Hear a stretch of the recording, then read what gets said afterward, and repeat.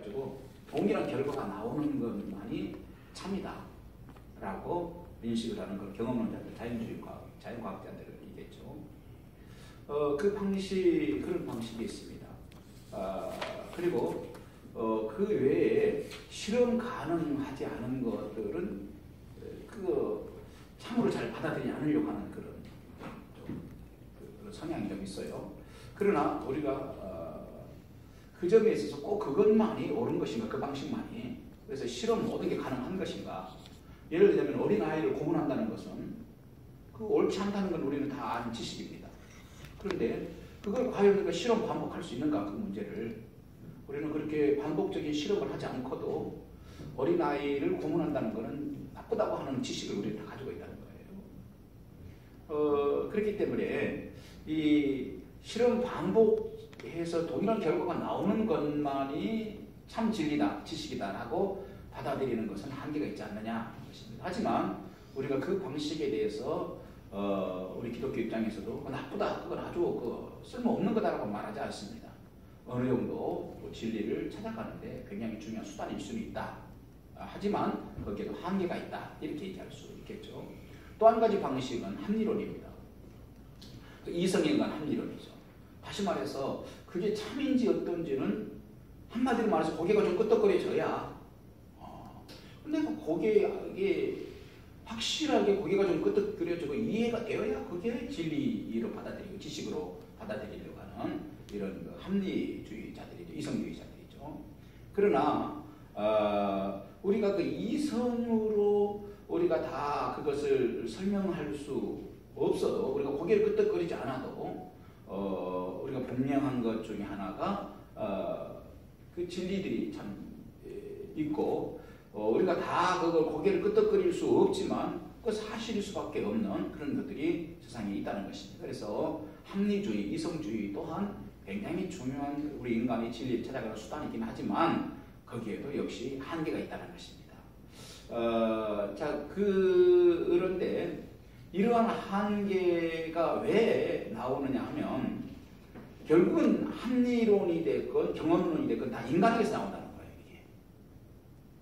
이게 우리 사람에게서 나온 거라는 얘기예요.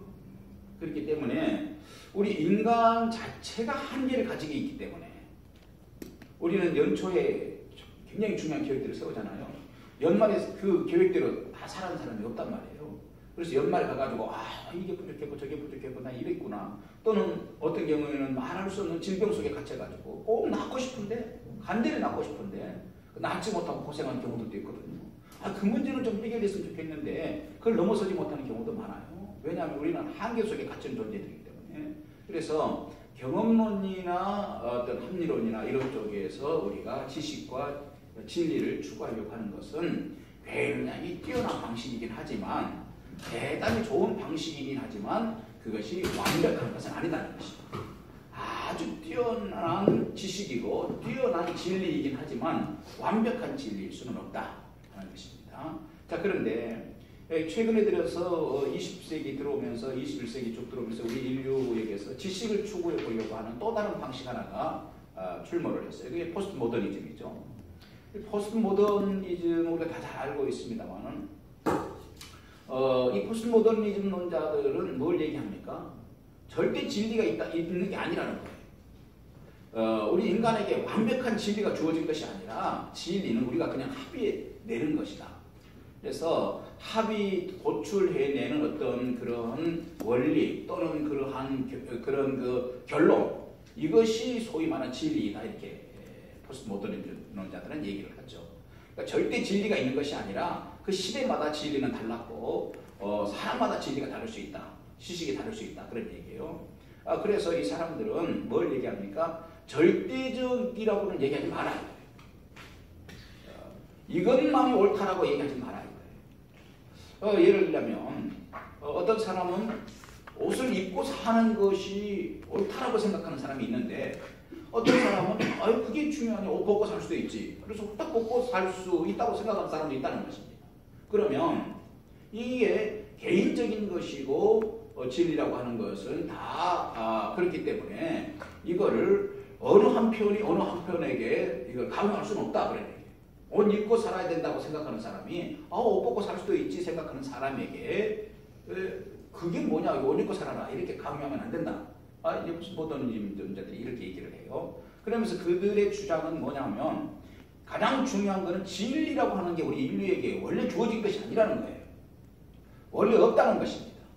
그러나 우리가 이걸 아주 기억해야 돼요. 그러면서 진리는 합의에 의한 것이다 라고 말해요.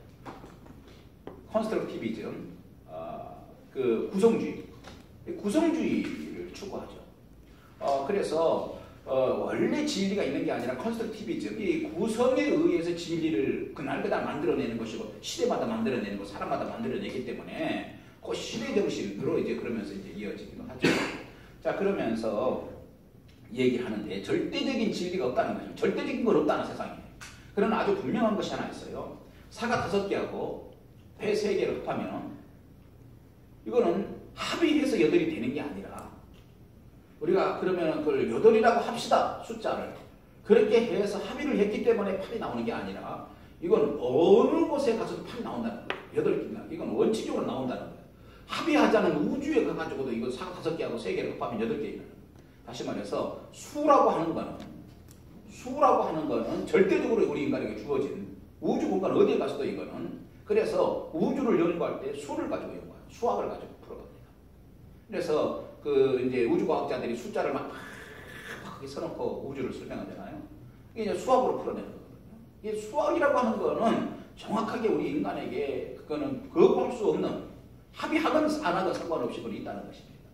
자, 그것처럼 우리 인간에게 진리라고 하는 것 역시 거부할 수 없는 진리라고 하는 게 있다는 거예요. 합의하건 안 하건 상관없이 누군가 주관적으로 나 이게 진리라고 생각해, 저게 진리라고 생각해요 하는 것에 상관없이 아브라함 때도 그것이 진리였고 예수님 때도 그것이 진리였고 모세 때도 그것이 진리였고 오늘날도 그것이 진리일 수밖에 없는 진리가 우리 인간에게는 주어졌다는 것입니다. 완벽한 진리가. 자, 그러면 그 완벽한 진리를 찾아가는데 우리는 무슨 방식으로 찾아갈 것이냐? 경험론을 통해서 찾아갈 것이냐? 합리론을 통해 찾아갈 것이냐? 아니면 불가지론? 진리 우리가 있는지 모릅니다. 우리는 알 수 없다. 이게 불가지론이거든요. 불가지론을 주장하는 사람들의 의견을 쫓아서 진리를 찾아볼 것이냐? 아니면 포스트 모더니즘론자들이 말하는 진리는 이것일 수도 있고 저것일 수도 있고 이 사람마다 될 수도 있고 시대마다 다르고 다 그렇다 주관적이다 이렇게 해서 진리를 찾아갈 것이냐 하는 문제. 아주 분명한 것 중에 하나는 세상에는 누가 뭐라고 해도 5개 더하기 3개는 8이라는 것입니다. 이건 변할 수 없다는 거예요. 합의하거나 안 하거나 상관없다는 것입니다. 자, 그래서 이런 객관적인 진리가 있듯이 우리 인간에게는 영원히 하나님께서 주신 진리가 있다는 거예요. 창조주가 주신 진리가 있다는 거예요. 그리고 그 진리는 뭐라고 할까요? 한계를 가지는 인간편에 있는 것이 아니라 이제 진리에 대해서 2가지를 정의하는 겁니다. 하나는 합의에 의해서 만들어낸 건 아니다. 그리고 원래부터 진리라고 하는 건 주어졌던 것이다 하는 것이고 또 하나는 그 진리라고 하는 것이 한계를 가진 인간 속에 있는 것이 아니라 진리가 있다면 절대자, 창조주에게 진리가 들어있다는 것입니다. 자, 그러면 이 진리를 우리가 가질 수 있나요? 어떻게 진리를 가질 수 있나요? 경험론자들은 경험에 의해서 진리를 가질 수 있다고, 합리론자들은 보기는 끄떡거리는 합리에 의해서 가질 수 있다고 그러고, 이 포스트 모더론자들은 각자 개인의 그 생각, 자기의 주장, 자기의 견해, 이것이 진리다 이렇게 말하거든요.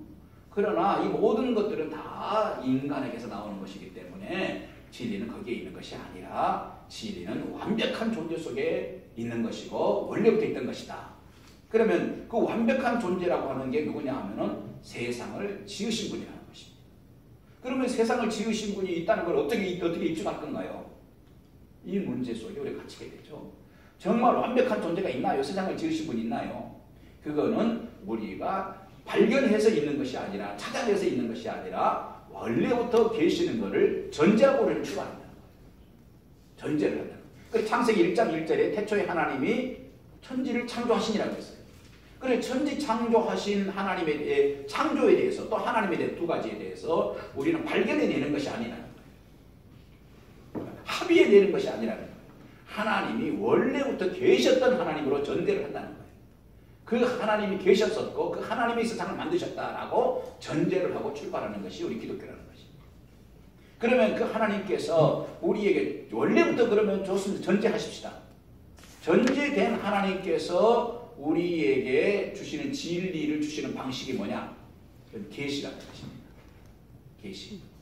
그래서 이 계시는 하나님께서 뭐냐 하면 하나님께서 계신다고 하는 것을 쫙 보여주시는 거죠. 구원을 이렇게 받는 것이다 하고 구원의 방식에 쫙 보여주시는 게 계시라는 것입니다.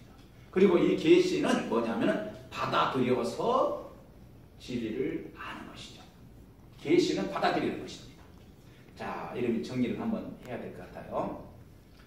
진리는 경험론자들의 경험에 의해서 인간의 한계를 가진 인간의 경험에 의해서 진리를 찾아가는 것이 아니라 한계를 가진 인간의 이성에게서 고개를 끄덕거려졌을 때 진리를 찾아가는 것이 아니라 그 욕망 속에 있는 자기 견해 이것이 진리라고 우리가 찾아가는 것이 아니라 진리는 절대자 창조주에게만 있을 수밖에 없는데 이 창조주가 우리에게 주시는 방식이 뭐냐?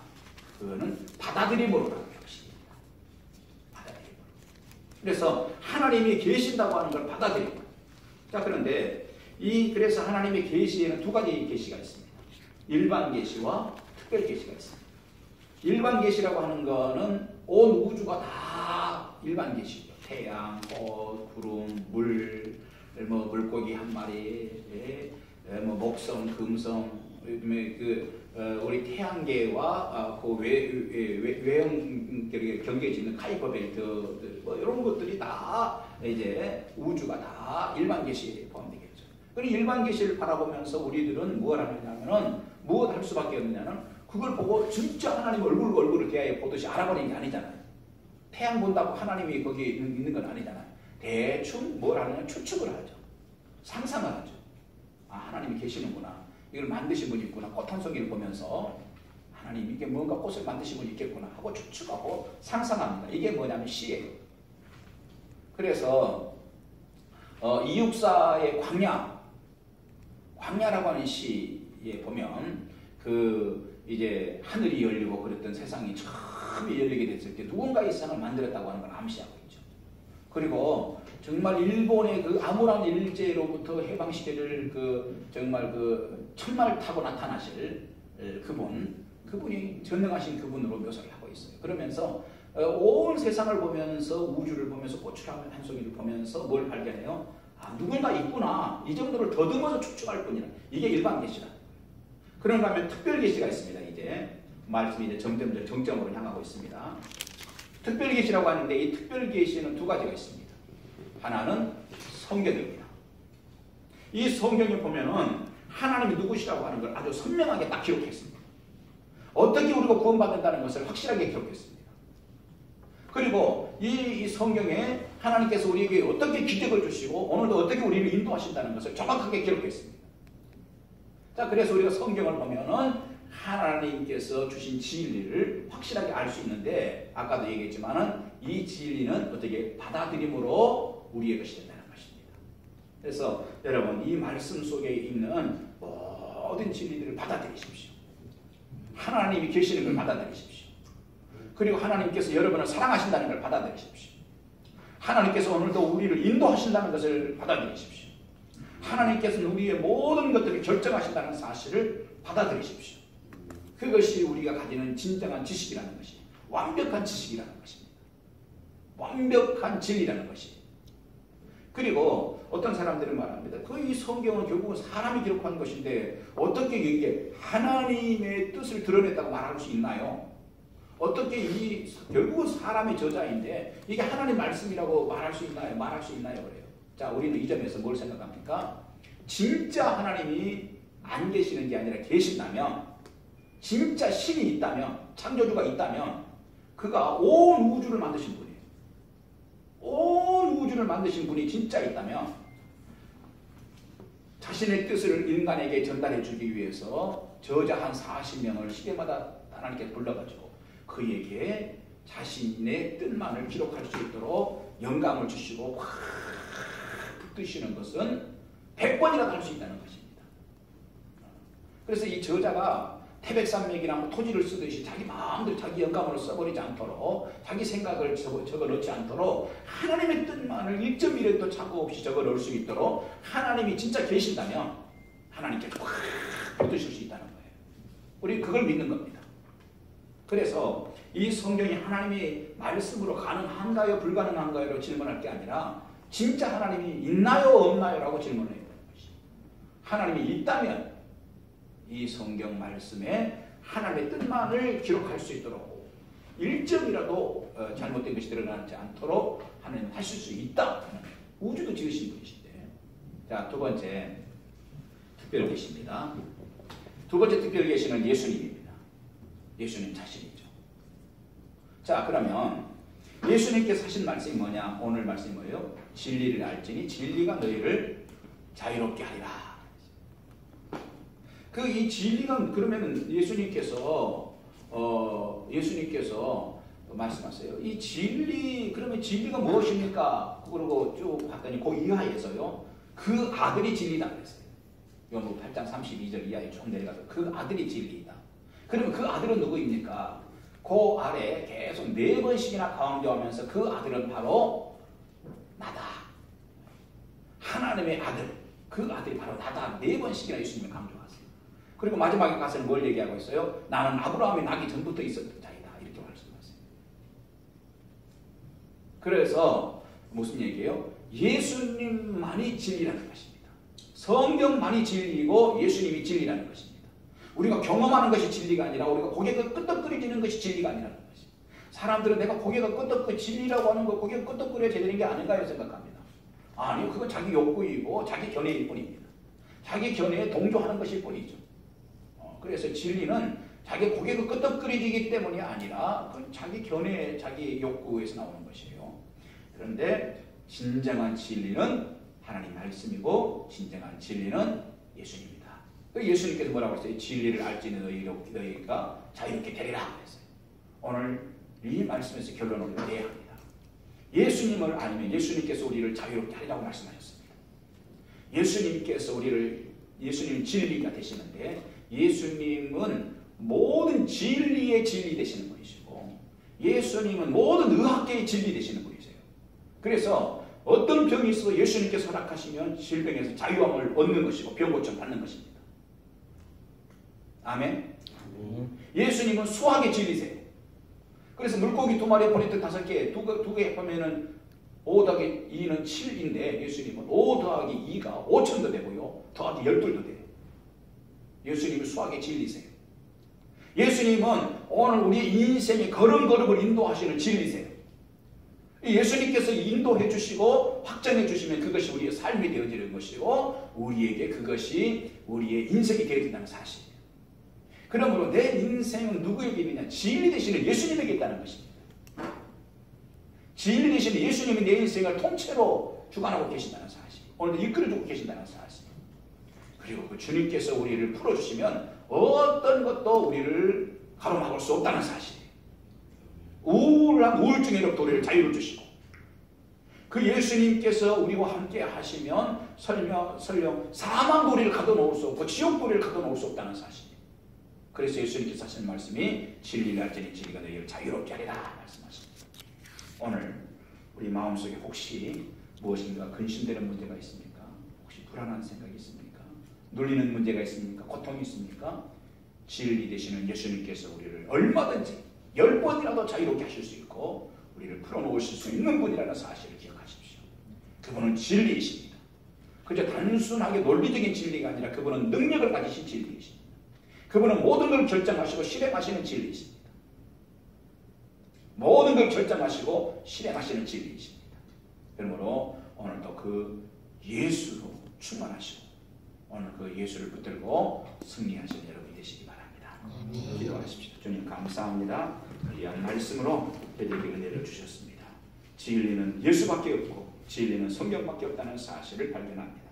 아버지 진리 되시는 예수 그리스도를 우리가 가졌사오니 우리에게 매었던 문제에서 자유함을 주시옵시고 오늘 이후로 드는 문제가 해결되게 도와주시옵시고 기도하는 제목들이 이루어지게 도와주시옵소서.